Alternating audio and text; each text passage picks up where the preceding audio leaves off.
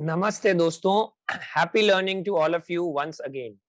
हम लोगों ने चैप्टर 5 में अभी तक रिटर्न कॉन्सेप्ट्स पे फोकस किया है, लेकिन अगर आप देखेंगे ये चैप्टर हमें बताता है रिस्क और रिटर्न दोनों के बारे में।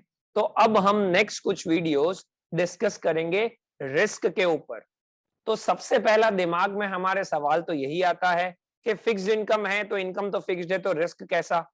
जी, आपकी बात, आपका सोचना सही है, लेकिन फिर भी भले ही इक्विटी जितनी वॉलेटिलिटी ना रहे फिक्स्ड इनकम में, लेकिन इंटरेस्ट रेट चेंज होने के कारण प्राइस सेंसिटिव तो होता ही है हमारा बॉन्ड। और क्योंकि वो प्राइस सेंसिटिव होता है तो हम लोग ड्यूरेशन, किससे? ड्यूरेशन नाम के मेजर से उसकी सेंसिटिविटी को मेजर करेंगे।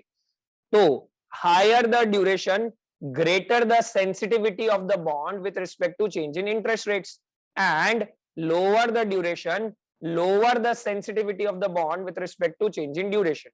तो ड्यूरेशन के भी कई सारे मेजर्स है। इस वीडियो में हम लोग डिस्कस करेंगे दो मेजर्स के बारे में, मैक्यूलेज ड्यूरेशन और मॉडिफाइड ड्यूरेशन।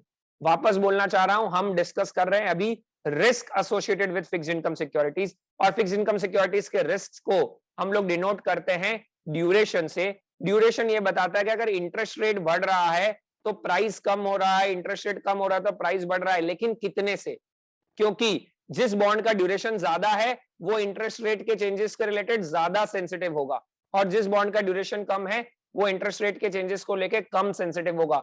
तो we are going to check it out that part only with respect to maculase and modified duration.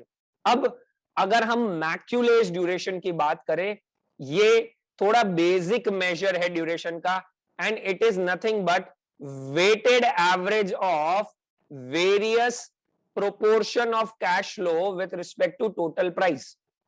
It is nothing but weighted average of cash flows या time weighted average of cash flows जो हमें मिलने वाले हैं bond से, उसका time weighted average कर देंगे तो वो हमारा मैक्यूलेज ड्यूरेशन आ जाएगा। इतना बेटर वर्जन ऑफ रिस्क नहीं है ये, लेकिन मॉडिफाइड ड्यूरेशन पे पहुंचने के लिए हमें मैक्यूलेज ड्यूरेशन ढूंढना होता है। तो मैं यहां पे कंटिन्यू करना चाहूंगा फिर से हमारा वही example, n is equals to 4, coupon is equals to 7%, YTM is equals to 8% और फेस वैल्यू 1000। और इसका टाइम वेटेड एवरेज कैसे कैलकुलेट करेंगे मैं आपके सामने कैलकुलेट करके ही बता रहा हूं, तो थोड़ा इजी रहेगा। सबसे पहले हम यहां पे लिखेंगे ईयर, तो हमें एक कैश फ्लो ईयर 1 में मिलेगा, एक 2 में मिलेगा, ईयर 3 में मिलेगा, ईयर 4 में मिलेगा। कैश फ्लोज कितना कितना मिलेगा? फर्स्ट ईयर में 70, सेकेंड ईयर में 70, थर्ड ईयर में 70, फोर्थ ईयर में 1070।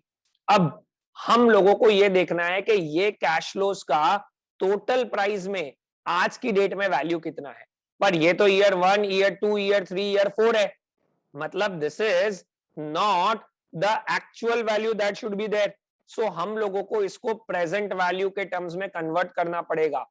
तो हम यहां पे लिख देते हैं present value factor, which will be what? 70 divided by 1.08, 70 divided by 1.08 raised to 2, 70 divided by 1.08 raised to 3, और 1070 divided by 1.08 raised to 4।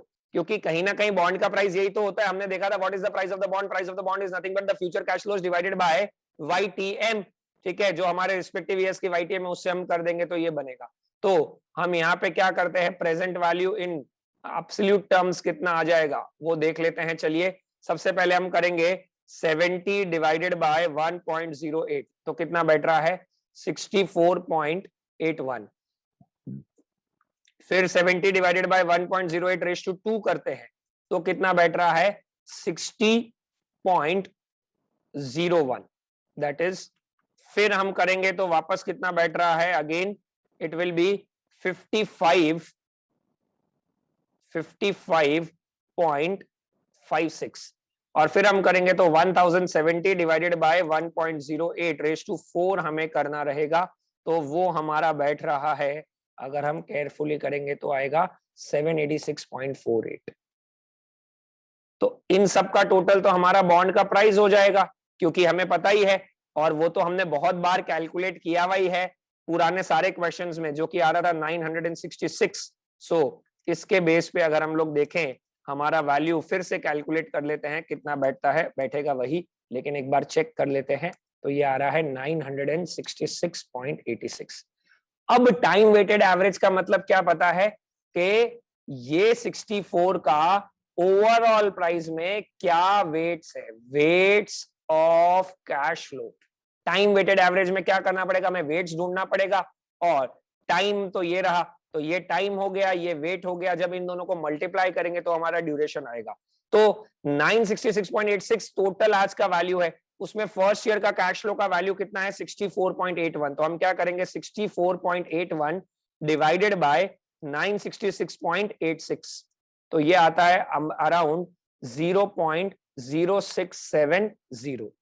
फिर 60.61 डिवाइडेड बाय 966.60.01 डिवाइडेड बाय 966.86, तो ये आता है आपका 0.0620। फिर हम करेंगे 55.56 डिवाइडेड बाय 966.86, तो ये आता है 0.0575, और आखिर में आपका आना चाहिए 786.48 डिवाइडेड बाय 966.86, तो वो आता है 0.8134। तो ये हमारे अलग अलग वेट्स हो गए, these are weights of the cash flow. And हमको टाइम पीरियड इधर पता ही है, टाइम पीरियड हमारा कितना है, ईयर 1, ईयर 2, ईयर 3, ईयर 4। तो हम क्या करेंगे फिर ईयर इनटू वेट्स, तभी तो उसको टाइम वेटेड एवरेज बोलते हैं। तो 0.067 इंटू 1 तो कितना हो जाएगा 0.067 ही हो जाएगा। 0.062 इंटू 2 कितना हो जाएगा 0.062 इंटू 2, वैसे तो ओरली भी हो ही जाता, लेकिन फिर भी हमने गलती ना हो इसलिए ढूंढ लिया 0.124।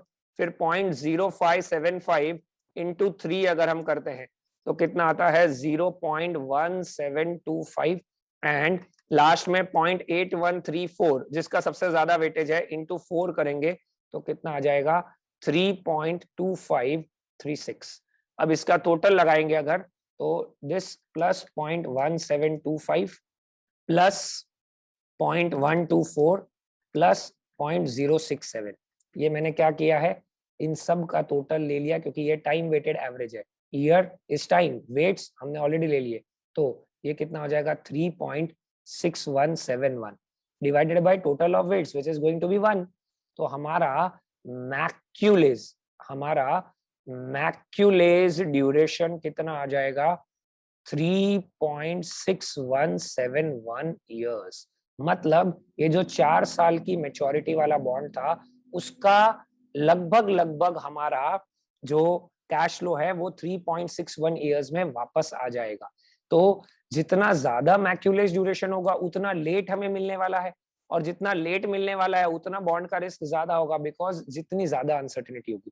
तो ये हमेशा ध्यान रखिएगा कि जीरो कूपन बॉन्ड का जो मैक्यूलेज ड्यूरेशन होगा वो हमेशा इक्वल टू इट्स मेच्योरिटी होगा, क्योंकि इंटरमीडिएट कैश फ्लोज मिल ही नहीं रहे, तो ये जीरो हो जाएगा, ये जीरो हो जाएगा, ये जीरो हो जाएगा। सिर्फ फोर्थ ईयर में 1000 सीधा मिलेगा, तो उसी का ही वेटेज 1 होगा, क्योंकि एक ही कैश फ्लो है, क्योंकि प्राइस ही वही डिटरमाइन कर रहा है।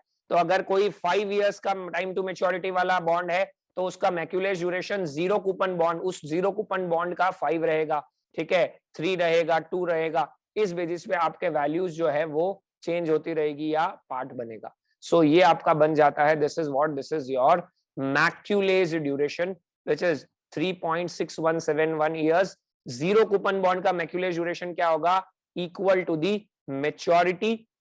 और सेमी एनुअल कूपन बॉन्ड में हम क्या करेंगे, हम यहाँ पे ईयर में जो टाइम लिख रहे हैं 6 मंथ्स को फर्स्ट लिख दो, सेकंड लिख दो, थर्ड 1 ईयर को सेकंड लिख दो, थर्ड, फोर्थ, फिफ्थ, फिर जो हमारा वो आएगा ना that will be in terms of semi annual part. तो जो सेमी एनुअल वाला पार्ट आया है सेम ऐसे ही करिए, बट यहाँ पे 1 2 3 4 5 6 7 8 हो जाएगा, और 70 70 70 की जगह 35 35 35 35 हो जाएगा, तो हमारा सेमी एनुअल टर्म्स में आएगा। उसको ईयर के टर्म्स में करना होगा तो हम क्या करेंगे डिवाइडेड बाय 2, तो हमें क्या मिल जाएगा Macaulay duration of semi annual bond इस बेसिस पे हम लोग कैलकुलेट करते हैं। वापस बता रहा हूं, duration is a measure of what? Risk. जितना ज्यादा ड्यूरेशन होगा बॉन्ड उतना वॉलेटाइल होगा, और मैक्यूलर ड्यूरेशन एक प्राइमरी वर्जन है हमारे बॉन्ड का रिस्क ढूंढने के लिए, जो हमने कैसे निकाला है? Time weighted average. पहले मैंने टाइम लिख दिया, फिर कैश फ्लोज लिख दिए, फिर उसको पीवी फैक्टर से डिवाइड कर दिया, तो बॉन्ड की प्राइस आ गई 966। अब हर एक कैश फ्लो का टोटल प्राइस में कितना वेटेज है वो वेट्स निकाल लिए, उस वेट को हमने टाइम से मल्टीप्लाई कर दिया, तो हमारा 3.6171 ईयर्स के टर्म्स में हमारा टाइम वेटेड एवरेज आ गया। ये अगर 3.8 होता तो थोड़ा और लेट पैसा मिलता हमें, दैट मींस बेसिकली हमारा बॉन्ड थोड़ा रिस्की और होता, और यही अगर 3 आता तो बॉन्ड जो है वो थोड़ा सा लेस रिस्की होता। ये हमें मैक्यूलर ड्यूरेशन बताता है, या ये हमें ध्यान में रखना होता है with respect to Macaulay duration. This is your Macaulay duration in terms of coupon bond. In terms of zero coupon bond that will be equal to maturity, क्योंकि इंटरमीडिएट कैश फ्लोज है ही नहीं। और सेमी एनुअल में क्या करो, आप 1 to 4 years की जगह 1 to 8 आपके पीरियड्स हो गए, और 70 की जगह 35 हो गए, फिर जो भी लास्ट में वैल्यू आए उसको डिवाइडेड बाय 2 कर दोगे, तो आपका सेमी एनुअल बॉन्ड का मैक्यूलर ड्यूरेशन आ जाएगा। उसका बेटर वर्जन है आपका modified duration. Modified duration basically क्या बताता है? Change in percentage change in price of bond with respect to 1% change in YTM। मतलब अगर आपका YTM 1% से बढ़ रहा है तो कितने परसेंटेज से बॉन्ड का प्राइस जो है वो कम होगा, और अगर YTM 1% से कम हो रहा है तो कितने परसेंटेज से बॉन्ड का प्राइस बढ़ेगा। और जरूरी नहीं है 1%, उसके बेसिस पे हम लोग आधा percent, 20 basis point, 150 basis point सबका चेंज निकाल सकते हैं। तो modified duration is a important measure as compare to Macaulay duration, क्योंकि ये परसेंटेज टर्म्स में बता रहा है। तो जिसका मॉडिफाइड ड्यूरेशन 8 है, उसका मतलब क्या हुआ? अगर आप YTM 1% से बढ़ाओगे तो आपका बॉन्ड का प्राइस 8% से कम होगा। जिसका मॉडिफाइड ड्यूरेशन 4 है, तो अगर आप YTM 1% से कम करोगे तो आपका बॉन्ड का प्राइस 4% से बढ़ेगा। अगर आप 2% से कम करते हो YTM, तो आपका बॉन्ड का प्राइस 8% से बढ़ेगा, and so on. So basically वो वॉलेटिलिटी बताता है। अगर कोई बॉन्ड का मॉडिफाइड ड्यूरेशन 12 है, मतलब 1% चेंज लाते भी आपका 12% का चेंज आएगा, ज्यादा वॉलेटाइल है। और कोई बॉन्ड का मॉडिफाइड ड्यूरेशन 2 है, तो 1% चेंज लाने से 2% का चेंज आएगा। इसीलिए इसको अ मेजर ऑफ रिस्क बोलते हैं, क्योंकि रिस्क मतलब वॉलेटिलिटी, तितर बितर होना, ऊपर नीचे होना। एक बैट्समैन एक मैच में 100 बना रहा है, एक में 10 बना रहा है, फिर 100 बना रहा है, फिर 10 बना रहा है, तो बहुत हाई वॉलेटिलिटी है उसके परफॉर्मेंस में। दूसरा 50-50-50-50-50 बना रहा है, तो उसकी वॉलेटिलिटी कम होगी। तो जिस बॉन्ड का ड्यूरेशन ज्यादा होगा उसमें इंटरेस्ट रेट के कारण ज्यादा ऊपर नीचे हो सकता है। तो जब हम बॉन्ड का सिलेक्शन कर रहे हैं तो हमें सिर्फ रिस्क रिटर्न नहीं देखना चाहिए, साथ साथ में हमें रिस्क भी देखना चाहिए। How do we calculate modified duration? Are modified duration is nothing but maculage duration upon 1 plus YTM. It is as simple as that.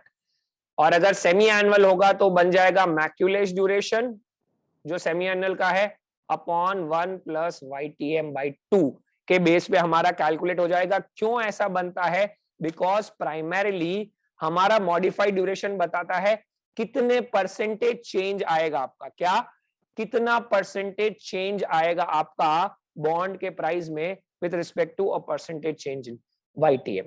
तो आपका क्वेश्चन भी ऐसा ही आ सकता है कि सपोज आपका बॉन्ड का मैक्यूलेज ड्यूरेशन है 8 इयर्स, ठीक है। अब बॉन्ड का करंट प्राइस है 960 और YTM जो है वो अब 1% से बढ़ रहा है।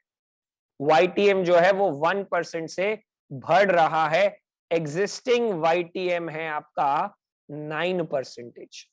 एग्जिस्टिंग YTM जो है वो आपका है 9%। तो आप क्या करोगे? 8 डिवाइडेड बाय 1.09। अगर 8 डिवाइडेड बाय 1.09 करते हो तो आपका बेस आ जाता है 8 डिवाइडेड बाय 1.09। हम कैलसी से करते तो ये कितना आ रहा है? 7.3394। ठीक है, ये हमेशा नेगेटिव टर्म्स में कोट होता है इसलिए बिकॉज ड्यूरेशन जो है वो इंडिकेट करता है प्राइस और वाईटीएम का रिलेशनशिप, और वाईटीएम और प्राइस हमेशा इनवर्सली रिलेटेड होते हैं। तो अगर हम 1% से वाईटीएम बढ़ाएंगे तो हमारा नेगेटिव 7.339% से प्राइस कम होगा।